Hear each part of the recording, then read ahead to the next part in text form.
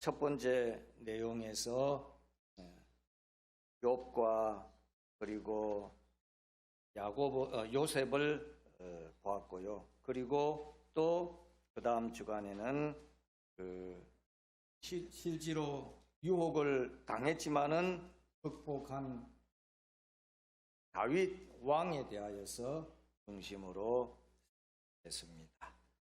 자, 오늘은 유혹을 극복하는 길에 있어서 유혹을 극복하려면은 좋으신 하나님, 우리가 믿는 좋으신 하나님을 좋으신 하나님으로 인정하고 기억해야 된다.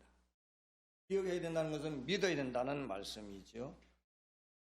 오늘은 이렇게 좋으신 하나님을 기억하고 마음의 중심에 오심으로 인하여서 유혹을 극복한 그 사람으로 성경에 있는 바울 사도를 중심으로 롤 모델로 이렇게 함께 생각해 봤습니다.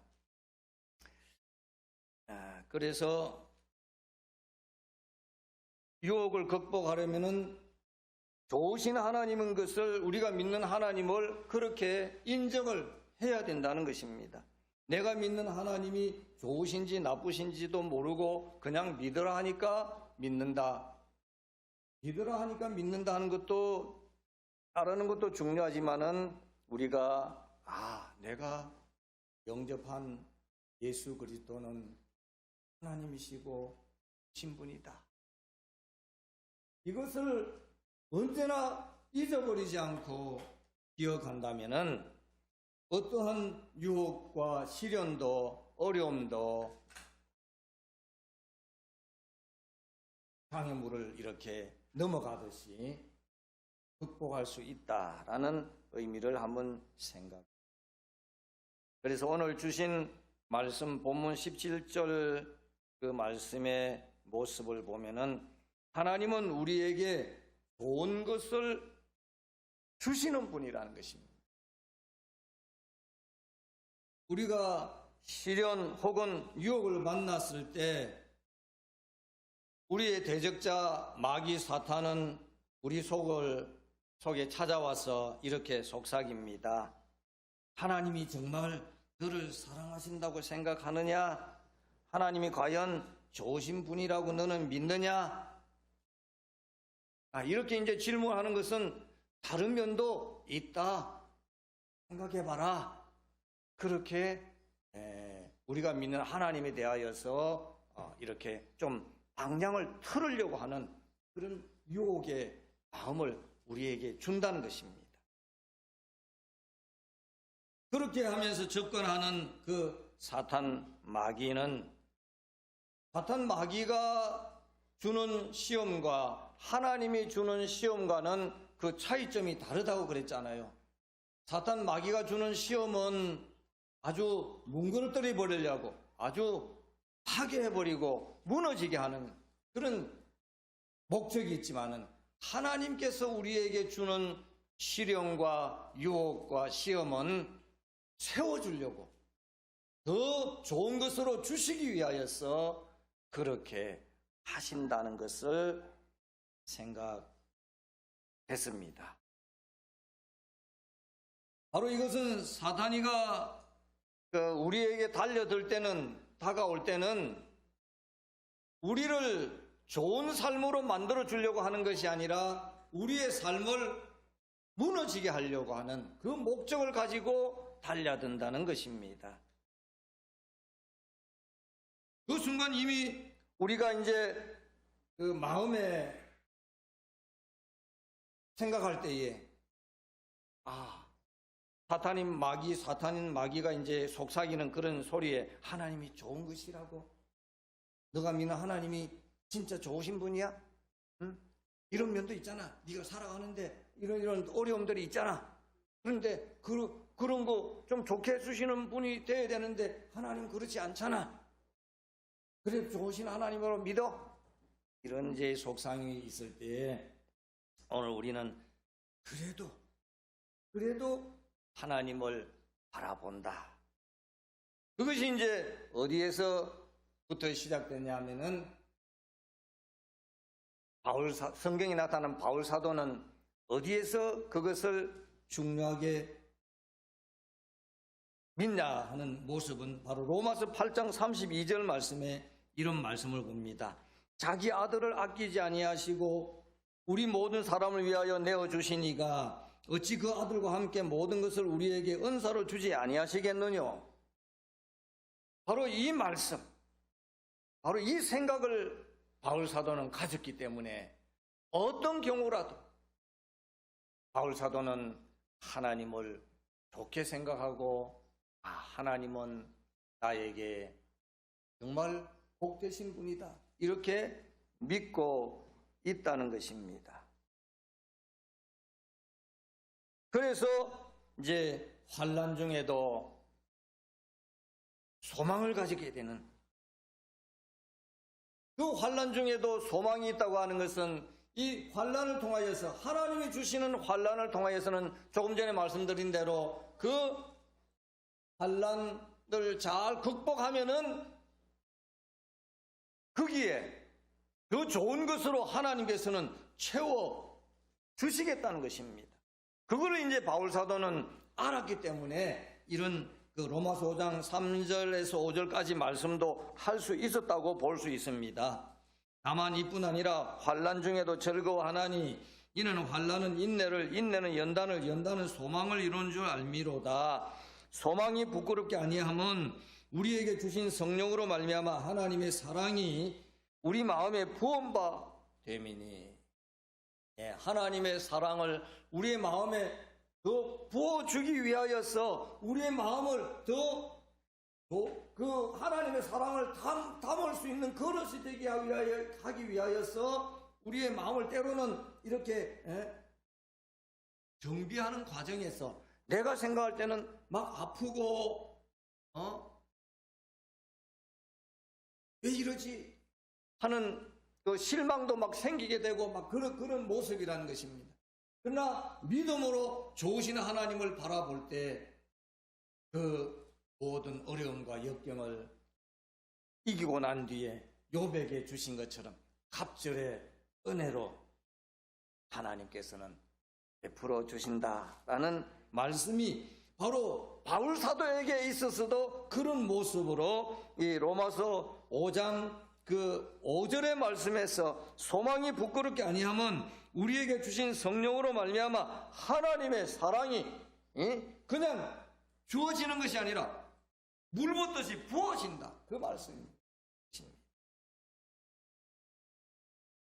이렇게 생각하고 이제 바울 사도는 이 좋으신 하나님을 믿을 수 있다는 것은 정말 이 인간으로서 이 땅에 사는 사람으로서 얼마나 좋은 하나님께로부터 선물을 받은 것인가. 그건 이제 에베소 교인들에게 편지하는 그 내용에서 바울 사도는 말씀하지요. 너희가 그 은혜를 인하여 믿음으로 말미암아 구원을 얻었나니 이것이 너희에게서 난 것이 아니요 하나님의 선물이라. 오늘 본문 그 17절 말씀입니다. 각양 좋은 은사와 온전한 선물. 이 좋은 선물은 선물인데 온전한 선물이라는 것입니다. 이 온전한 선물이 누구일까요? 독생성자 예수 그리스도라는 것입니다. 요한복음 3장 16절 말씀에 그 내용이 되지 않습니까? 하나님이 세상을 이처럼 사랑하사 독생자를 주셔서는 이는 저를 믿는 자마다 멸망치 않고 영생을 얻게 하려 하심이니라. 아멘. 하나님께서는 독생자를 우리를 위하여서 내어주셨다는 것입니다. 내어줬는데 어디에 내어줬는가? 우리 인간이 죄로 말미암아 멸망당할 그 죄의 대가를 대신 치르는 그 십자가의 희생의 제물로 내어주셨다는 것입니다. 저는 이 사실 한 가지만 보면서 하나님은 나에게 어떤 역경을 인생의 삶 속에 내 앞에 놓더라도 하나님은 나를 좋게 하시는 분이다. 이렇게 생각하고 이 모든 어려움과 역경과 시련을 그래도 하나님 믿습니다. 때로는 하나님이 계시다면 이럴 수 있어. 주변에서 들려오는 그런 소리가 있다 하더라도 그래도 하나님은 좋으신 분이야. 그렇게 믿습니다. 왜요? 독생자 하나밖에 없는 아들을 나를 위하여서 십자가의 희생의 제물로 내어주신 그분이 나에게 정말 그 아들과 함께 우리에게 다른 좋은 은사를 주지 않겠는가?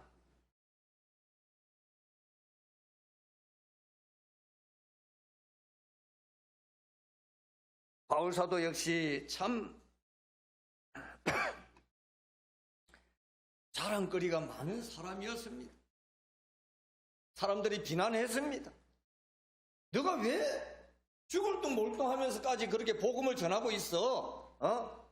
너가 배운 지식으로 어떤 학교 가서 좀 교수 노릇 좀 해갖고 좀 사람들로부터 인정도 받고 좋은 페이도 받고 그렇게 해서 좀 편안한 삶을 살지 왜 이 고생스러운 복음을 전하고 있어?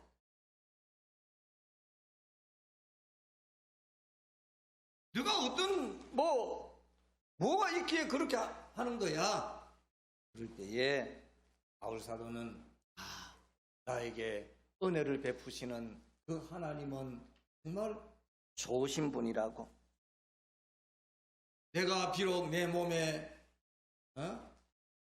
참 성경학자들은 바울 사도의 몸에 병이 있었던 것을 이제 눈병으로 생각하는데요, 추측하는데요. 그 병인지 모르지만은 바울 사도에게 있어서도 몸에 질병이 있었습니다. 그러면 하나님 앞에 좀 불만 털어놓을 수 있지 않겠습니까? 하나님, 다른 사람을 위해서 내가 안수하고 기도할 때는 병도 척척 낫고 해주는데 왜 진작 내 자신의 병은 안 낫게 해주십니까? 3번씩이나 이 병이 떠나기를 위해서 바울 사도는 기도했다. 그러나 그 기도의 응답은 어떤 응답이었냐면은 내 은혜가, 하나님의 은혜가 너에게 독하다. 내가 너의 소원을 안 들어주는, 기도의 소원을 안 들어주는 그것도 너에게는 하나님의 은혜다. 이것을 바울 사도는 다시 한번 이 과정을 다시 한번 생각하면서 그렇구나.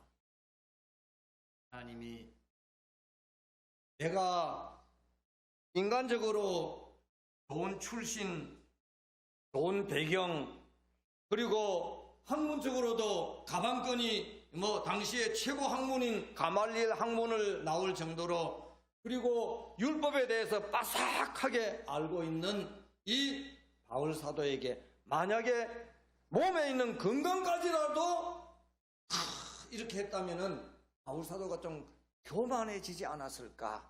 바울이 바로 깨달은 게 이거였다는 것입니다. 하나님이 나에게 이 교만하지 못하게 하기 위하여서 나에게 육체의 가시를 주셨구나. 바울 사도는 사탄의 가시라고 했습니다. 사탄의 가시는 뭡니까? 완전히 뭉개뜨리는 거 아닙니까? 뭉개뜨리는 그런 과정 속에서도 하나님의 뜻을 발견했다는 것이죠, 바울 사도는. 자, 이런 신앙을 가진 사람이라면요, 세상에 어디에 갖다 놔도 하나님만은 꼭 붙들 수 있는 사람 아닐까요? 생각해 봅니다. 바로 이런 사람을 히브리서에서는 세상이 감당치 못하는 사람이다 라고 히브리서 11장 38절에 말씀은 이렇게 증언합니다.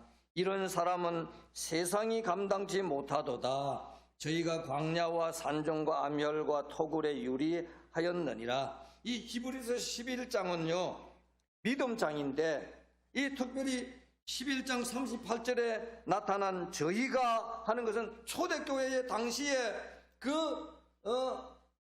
복음을 전하는데 예수 믿는 데 있어서 이 핍박이 참 심했습니다.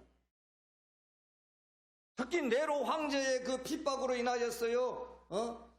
10대 그 황제의 핍박을 이 기독교 종교를 완전히 말살시켜 버리려고 하는 그런 교회가에 초대교회 교인들이 참 예수 믿고 신앙생활을 한다는 것이 너무나 어려웠습니다.